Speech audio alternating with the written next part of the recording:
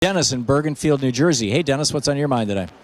Hey, Tom, I got a question about infrastructure. So I know we don't have much time, but back in 2012, you had Stephen Zarlenga on your program, and he said that if the Federal Reserve pumped $2 trillion to rebuild our infrastructure, added to that to the money supply, he said it wouldn't be inflationary because the government is spending money on something that is real.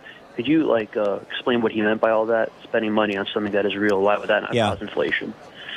The two things that cause inflation are, number one, when an individual asset that is necessary for an economy, food, in the case of the 1970s, it was fuel, it was oil. When an individual asset becomes unavailable, when there's a shortage of it and the price of it spikes, it will drag the price of everything else up, which is exactly what happened in the 70s. The other thing that will cause inflation is if a government intentionally dilutes their money supply, if they intentionally print massively more money than they actually need. Now, you need to increase your money supply gradually over time as your economy grows.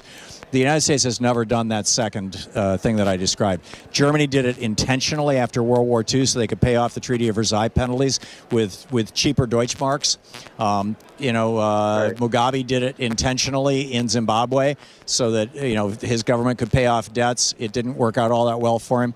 Right. But that's really not a rational inflation fear here in the United States. Yeah, the Fed adding $2 trillion to the economy, or Congress adding money to build $3 trillion to build infrastructure, whatever it may be.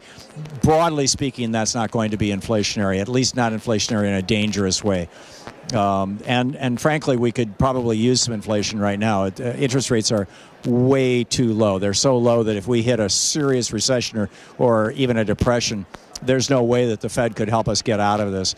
And I'm very concerned about, in Europe, the interest rates have actually gone negative. The European Central Bank is running in 2 years.